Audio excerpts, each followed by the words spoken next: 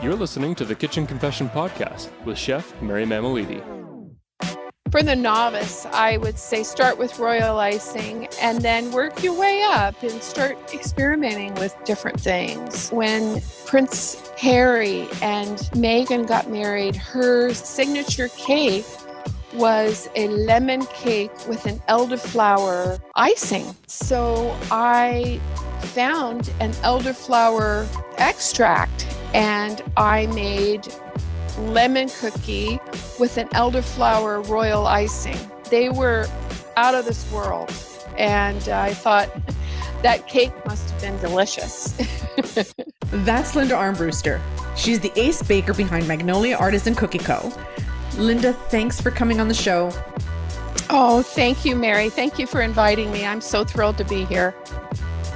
Okay, so why don't we just dive in? Let's talk a little bit about how you got started in the kitchen. I have always baked. I can't even remember a time I didn't bake. My mother was from Alabama, and she loved to cook and bake. So I really started baking with her when I was a little girl. And, baking for my family, I guess about 10 years ago when our daughter got married, I decided to make some cookies, like little cookie favors for her wedding, and I saw a picture of some beautiful snowflakes on the front of a magazine, and I thought, well, how hard can that be? Mm-hmm. But it turned out to be quite a project, and I probably threw away 100 cookies because I needed 100, and right. But that was the beginning of it for me. And inspired by a magazine cover. That's right. Which to me sounds like a Martha or something. It was. I realized very quickly that I was not a Martha. I don't think any of us are. I mean, every time I've tried her recipes, honestly, they don't come out the same. That's right. As hers. I'm convinced she's like those older Italian ladies that I know, my aunts and them, that leave out an ingredient so you don't get the full recipe. Yeah. And I think what I have learned since, doing thousands of cookies is that the little recipe in the magazine could not cover everything that you need to know. It just, it's just the basic recipe, but it's just like painting. You can give someone a paintbrush and paints, but there's so much more to it than just that. Yeah, it's a blueprint. It's That's a blueprint, right. And then it's up to you to fill that in with whatever you need to do. That's it. So would that be the very first recipe that you can remember making? Those were the first sugar cookies that I made and decorated, yes. And I learned about the consistency of the icing. I learned about butter. I learned about putting the dough in the refrigerator before you cut it. I mean, there's just so many things that I learned. And there was really, at that time, there wasn't a lot of, video tutorials. There was one woman who was, I saw from Montreal, Marlon from Montreal Confections, and she had a few videos. So I followed her, and I learned really a lot of the skills from her. Well, really, I mean, I agree, because the how-to videos and the DIY videos and that, they weren't really front and center when, a few years back. Yes. And we relied a lot on cookbooks. Right. Standing beside someone and learning from them. That's right. So if you were lucky enough to be able to learn from someone and then just pass on that information. Mm-hmm. And I have given classes, and I love teaching people. And I think that if you can have somebody that will kind of stand there with you and help you through it and show you the process and show you how the icing looks when it's flood consistency, or when you have to thicken it up to make roses, or little decorations for the cookies, it really helps to have someone beside you. It does. And that's about the whole experience of it. Right. Food brings people together. Oh, it does. No one's, angry or miserable around cookies or icing. Well, I think for me, I noticed that, over the years I look back at the pictures and I remember when people would come and pick up their cookies. And sometimes people would cry, they'd be so excited to pick up their cookies. And sometimes, they wonder, how did I know that maybe this little detail needed to be added in? And so I do my little happy dance when people leave, because it really gives me so much joy to be a part of that day or that celebration or the occasion. It just makes it all worthwhile. All the hours of bending over these cookies. Yeah. And it's a pleasure and it's a real joy for me. We're actually going to go into a couple of games. Are you up for it? Okay. Okay. So we play a little game called This or That. The choice is yours. You can get with this or you can get with that. Phone call or text? Text. Are you the life of the party, or you choose to mingle and blend in? Life of the party. Nice car or nice home? Nice home. Work hard or play hard? Work hard. Pancakes or waffles? Waffles. Toilet paper, over or under? Over. Yes. Okay. I can clap on that one. Linda, tell me a bit about your experience with Magnolia. And what is Magnolia? Well, I started Magnolia Artisan Cookie Co. about 6 years ago, but I started out making decorated sugar cookies, and then a friend asked if I would do her wedding. Her daughter was getting married, and if I would do her wedding cake. And I thought, maybe I'll just try and, see if I can make a company out of this, have a little business on my own. I would say for the last 7 years, I have baked and made cookies mostly for my friends. It's only been in the last year that I was actually baking and making cakes and all sorts of things for people that I didn't know beforehand. So it was more of friends of friends of friends. It's just kind of blossomed into this little baking business. So for the novice baker, how would you help them understand the difference between regular icing? So if someone just kind of whips up some icing sugar and a little bit of milk, and then to royal icing. Well, royal icing you can buy pasteurized egg whites, or you can buy meringue powder.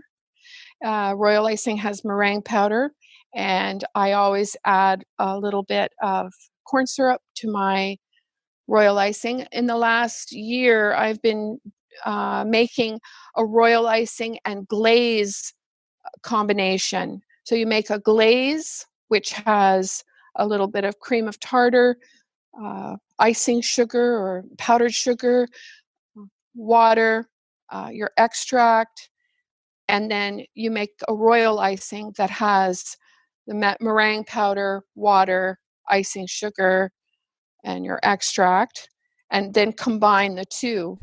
So you're combining royal icing with a glaze. And I find that works so well. It is a beautiful icing. It has what we call a soft bite.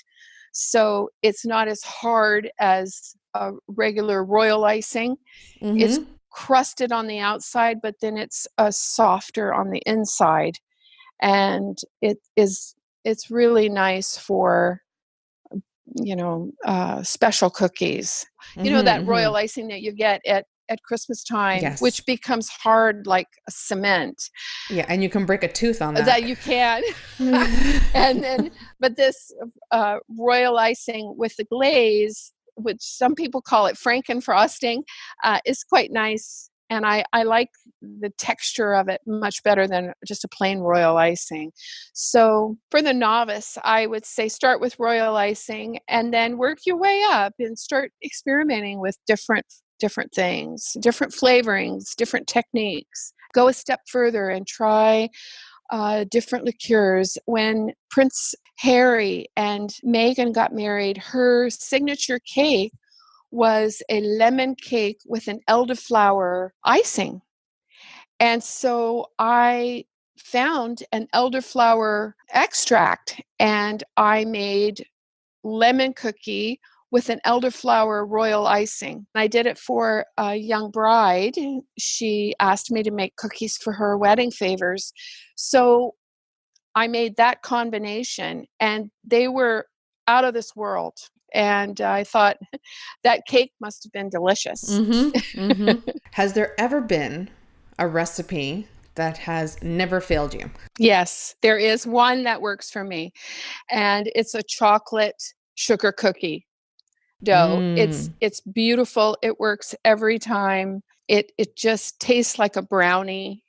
It's delicious, and it works every time. My vanilla cookies, I would say they come in second.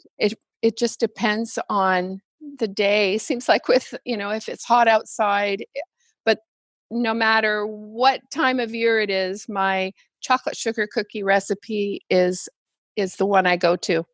When you get the nice crisp crunch when you bite it? It's crisp, but on the inside it's soft. So it's and with the icing on it, it's just delicious. So that's my favorite one with an orange. I put a little bit of orange flavoring or Grand Marnier in my icing. Oh my God. Okay, stop right there because I have to go wipe my face. I'm drooling. Yeah. Well, it was years ago. I was decorating cookies. My cabinet was open and I saw my Grand Marnier up with all my little dessert wines. And I thought, I wonder what Grand Marnier would taste like in royal icing. So I experimented, and that opened up a whole new area for me of different tastes, extracts. And I started with the Grand Marnier, and then I went to Chambord, which is a black raspberry. And then I tried creme de menthe, and that was delicious too. Kahlua. These are fantastic. Yeah, and then I would change the cookie. I make lemon cookies, orange, lime, chocolate, vanilla. So how do you get your inspiration? Is it just by opening up your cupboard and saying, "Hey, what do I got?" Yeah, what do I have? What can I put in this? Peach. I mean, there's all peach snaps. I've even tried ice wine on a lemon cookie that was delicious. How did that work out? It was delicious. So I went to the liquor store, the LCBO, and I talked to the lady. She was in the wines, the expensive wines, and I told her what I was doing. And I ended up bringing her a box of cookies with different liqueurs. And so years later, I went to a different LCBO and I was looking for an ice wine. And she said, I have a lady that comes in and she actually uses this in her cookies. And I said, well, that's me. And she said, oh my gosh, we had this little reunion. And, I told her, yes, I'm still making cookies and I add liqueurs to my icings. What's nice about the little alcohol, I mean, I'll be honest, it does cook off, but it doesn't cook off completely. Right. So you do get a little bit of that alcohol, that wake me up. Yes. It's just a little eye opener. One eye opens wide open. Yes, it does. I'm Mary Mammolini, and you're listening to the Kitchen Confession Podcast. Today I'm talking with Linda Armbruster, a master with the whisk and a DIY vanilla extract guru. Which one of the recipes took the longest to perfect? I would say my vanilla recipe, the vanilla sugar cookie, took the longest for me to get because I make my own vanilla. And so I realized that I needed to add a little bit more. I add vanilla bean to my vanilla cookies too, which gives them a really strong vanilla taste. And so I would say that's the one that I kept trying to perfect because most people want a vanilla cookie. You make your own homemade vanilla extract? Yes, I do. And it is so easy. Please share. Okay. So I buy, it's a 1.75 liter Kraken dark rum. And it has a little bit of vanilla in it. So it's a vanilla spiced rum. And I buy a half a pound of vanilla beans. I slice them, not all the way through, just down one side and kind of open them up a little bit. Remove a little just the top of the rum. I add about 50 to 60 beans, which is usually a half a pound of beans. So it can get costly to make. It is costly to make. Now it is because of the price of vanilla. It has, I think, quadrupled over the last couple of years. Yes, because there is a vanilla shortage, believe it or not. Have you heard about that?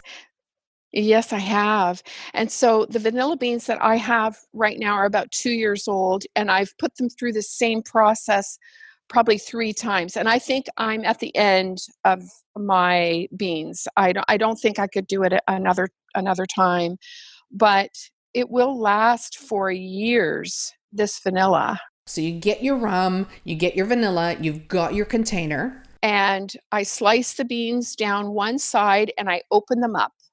And I put them in to the rum and then close it up and put it on its side. And then I just turn it every couple of days for the first maybe 2 or 3 weeks. And then I just let it sit for 6 months to a year. Wow. And now, does it have to be in a cool, dry place? Yes, I leave it up in my cabinet. For 6 months. 6 months, really a year is the best. So if people want to make it for next Christmas to give away or to use, I would suggest leaving it for a year. And then that should last you quite some time. Oh, yes, it lasts a long time.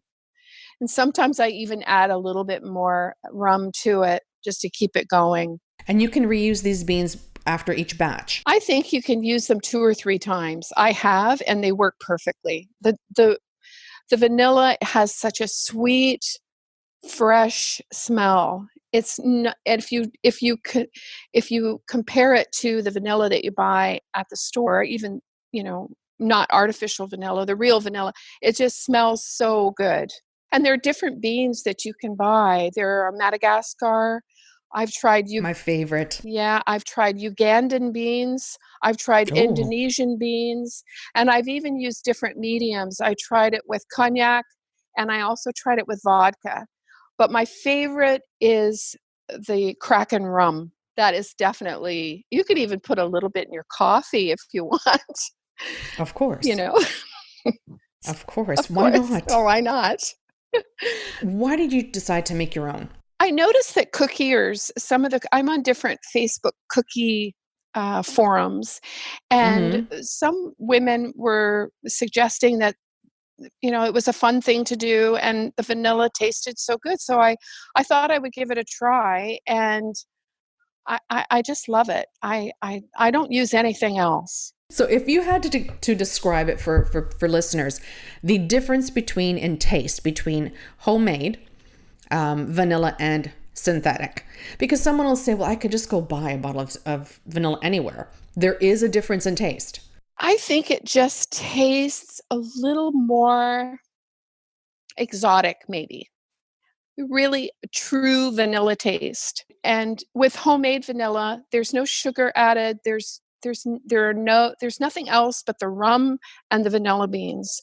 So it's just, I just find it delicious. And everyone that has tried it, even when I give my cookie classes, I give them a little demonstration of how I make my vanilla, because I think it makes all the difference in your baking. Now I ask all my guests the same question, and I'm going to ask you. It's that time to share your kitchen confession. Do you have one for me? I do. And one thing I have to confess is I used to compare myself to other cookiers, other bakers. And what I have learned is that I have my own creative skill and talent, and I don't need to compare myself. I just need to do my own thing and feel confident in that. So I would just say to everybody that's either a beginner, a novice, or someone who's been doing this for a long time, I think it's important to just be yourself, create. You can find inspiration on social media, Pinterest, and different magazines. But add your own flair to it. and be creative, and don't compare yourself to other people. If our listeners wanted to reach out for more info from you, how can they find you? Magnolia Artisan Cookie Co. And if they have any questions, they can DM Yes, you. they can also message me on Facebook, or they can also on Instagram too. Love it. Thank you. Thank you so much. This has been a lot of fun. Thank you, Mary. You make me want to go and bake right now. Oh, thank you. Well, it's been a pleasure to join you, and thank you so much for having me. It's that time. We've reached the end of another show. Be sure to visit kitchenconfession.com for more recipes and foodie finds. I'd like to thank producer and editor Matt Agnew, and I'm Mary Mamaliti. See you at the next episode.